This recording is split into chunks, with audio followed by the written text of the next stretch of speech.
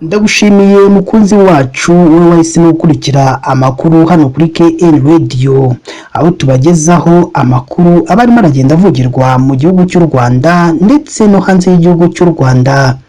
Ni amakuru meza cyane azindutse atangazwa mu karere ka Rusizi, naho aya makuru akomeje kunezeza abatuye kano karere ndetse n'abantu bose muri rusange.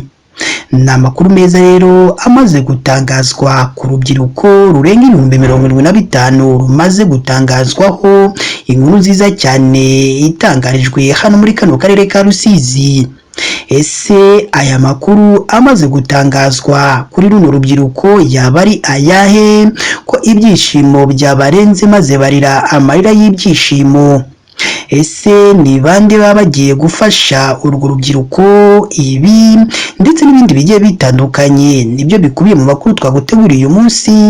Icyakora icyo tugusaba nuko wadutera inkunga uyu munsi maze ukareba munsi y'aya makuru yacu urabona ijambo subscribe cyangwa sabone utukandaho n'akazugira kaza nako nugasige nako utugakandaho.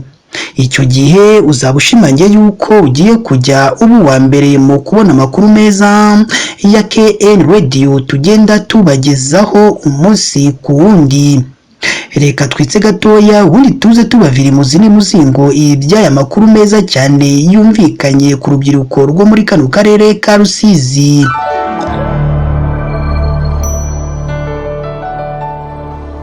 Reka nongere mbaye ikaze bakunzi ba KN Radio, aho tubagezaho amakuru aba arimo aragenda avugirwa mu gihugu cy'u Rwanda ndetse no hanze y'igihugu cy'u Rwanda. Amarira y'ibyishimo niyo arimo kurangwa n'urubyiruko rwo mu karere ka Rusizi, ni nyuma y'uko hamaze gutangazwa ikintu cyiza kigiye kubakorerwa. Ibi rero bikimara gutangazwa, benshi mu banyarwanda bumvise ibya makuru bongeye kuyakirana yombi. Kuri ubu abagore bo mu karere ka Rusizi biyemeje kwigisha urubyiruko rurenga 75,000 ku bijyanye n'ihohoterwa rishingiye ku gitsina kugira ngo rumenye uko rwayirinda, nk'uko byatangarijwe mu nteko rusange y'inama y'igihugu y'abagore ku rwego rw'akarere ka Rusizi.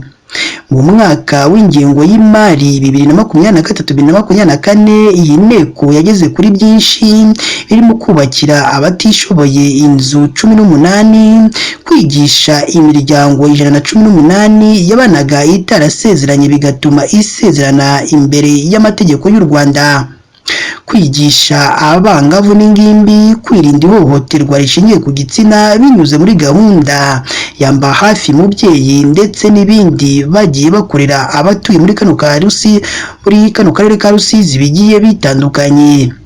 Aka karere ka Rusizi kandi ni kamwe mu turere turangwamo abangavu baterwa inda, ahanini bitewe no kutagira amakuru ahagije ku buzima bw'imyororokere, kuko ababyeyi batinya kuganiriza abana babo kuri iyo ngingo. Ibi biri mu byatumye mu mwaka wa 2023 mu karere ka Rusizi hatangizwa gahunda bise mba hafi mubyeyi. Binyuze muri iyi gahunda, ingabo na polisi, ibigo nderabuzima n'inama y'igihugu y'abagore baganiriza abangavu ndetse n'ingimbi zo muri kano karere ka Rusizi. Uru rubyiruko ruganirizwa ku bisobanuro by'ihohoterwa rishingiye ku gitsina, ubuzima bw'imyororokere no kwirinda inda zitateganyijwe, no gutinyuka kubaza ababyeyi n'abarezi babo amakuru y'ubuzima bw'imyororokere. Iyi nkuru ikomeje gushimisha abanyarwanda ndetse n'abatuye muri kano karere ka Rusizi, cyane cyane urubyiruko. Yanashimishije cyane umuyobozi w'akarere ka Rusizi Dr. Anicet Kibiriga, aho yashimiye uruhare rw'inama y'igihugu y'abagore muri kano karere, kuko rwatumye isuku yiyongera ndetse n'igwingira ry'abana riva kuri 30% rigera kuri 19%. ubwo yari arimo aratangaza iyi nkuru yishimye ubona afite akamwenyu cyane. Uyu muyobozi w'akarere ka Rusizi Dr Anicet Kibiriga mu magambo ye yagize ati niyo urebye uburyo abana bata ishuri bagabanutse n'uburyo abajya muri ejo heza biyongera, uruhare rw'umugore ruragaragara. Hari imbogamizi bagaragaje yuko badafite telefoni zigezweho zo kubafasha gutanga raporo. Ngiye kwicarana na bagenzi banjye turebe ko iki kibazo twagikemura mu ngengo y'imari y'umwaka utaha.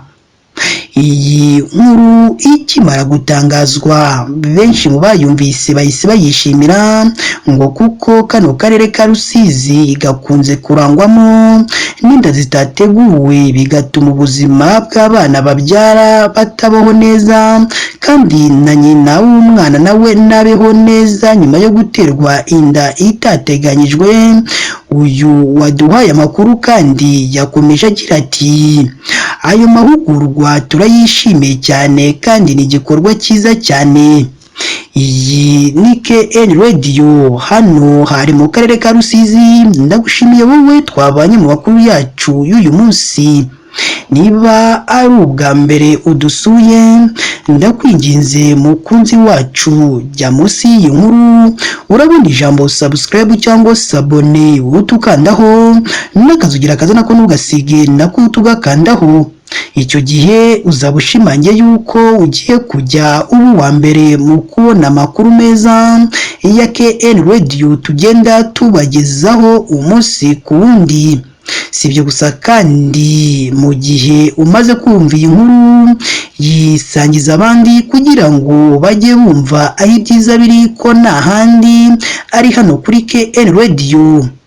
Si ibyo gusa kandi ugomba no kujya ahatangirwa ibitekerezo ukaduha igitekerezo cyawe, haba ari igishima ibyo dukora ndetse n'ikitugira inama y'ibyo twazahinduramo mu makuru tugenda tubagezaho umunsi ku wundi.